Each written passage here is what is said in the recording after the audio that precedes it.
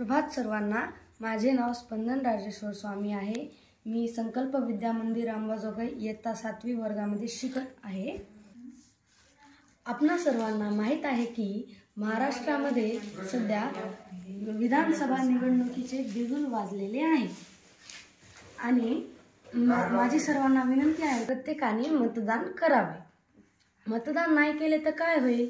मतदानाचा 1% कमी होईल, पण त्याने सरकार निवडून येणार नाही असं होणार नाही।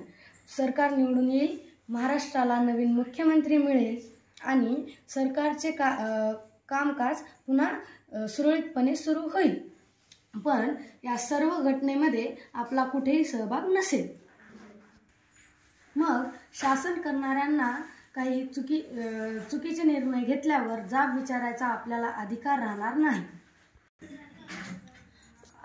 मतदान केले तर काय होईल? या सर्व प्रक्रियेमध्ये, मतदानाच्या सर्व प्रक्रियेमध्ये आपला सहभाग असेल आणि निवडून येणारे सरकार आपल्या मताचं असेल आणि त्या निवडून आलेल्या सरकारनं काही जर चूक केली तर त्याला जाब विचारण्याचा आपल्याला अधिकार असेल आणि शासनाच्या प्रत्येक प्रक्रियेमध्ये आपण सक्रिय असो।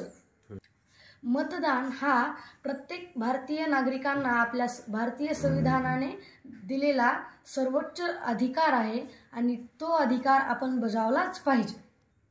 मतदानाचा अधिकार संविधानाने 18 वर्ष पूर्ण करणाऱ्या प्रत्येक नागरिकाला दिलेला आहे। माझ्यासारख्या बालकाला मतदानाचा अधिकार नाही। 18 वर्षानंतरच मतदानाचा अधिकार का आहे? कारण 18 वर्षानंतर प्रत्येक माणूस आपल्या सतत विवेक बुद्धीचा वापर करून आपला प्रतिनिधी निवडून देण्यास सक्षम असतो। म्हणून आपल्या भारतीय संविधानाने 18 वर्ष पूर्ण करणाऱ्या प्रत्येक नागरिकाला मतदानाचा अधिकार दिलेला आहे आणि तो अधिकार प्रत्येक मनुष्याने बजावलाच पाहिजे। या वर्षी तर मतदानाने एक नवीन उपक्रम राबवलेला आहे।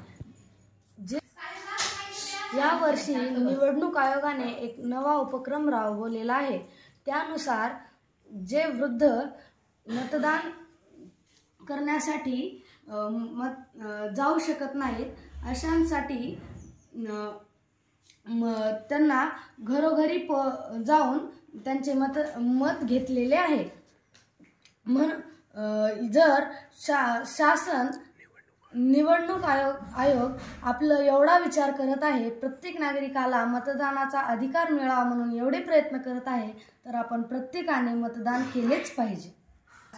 टीव्ही, प्रसार माध्यमे इत्यादींमधून माझ्यासारख्या बालकाला मतदानाचे महत्त्व कळत आहे, तर माझ्यापेक्षा उच्च शिक्षित आणि मोठ्या व्यक्तींना नक्कीच मतदानाचे महत्त्व कळत असेल आणि मी अशी आशा करतो की या वर्षी प्रत्येक नागरिक मतदान करेल आणि मतदानाचा टक्का यावर्षी नक्कीच वाढून येईल आणि प्रत्येक मनुष्याने मतदान केल्यामुळे मतदानाचा टक्का वाढेल आणि आपल्याला पाहिजे असे सरकार निवडून येईल।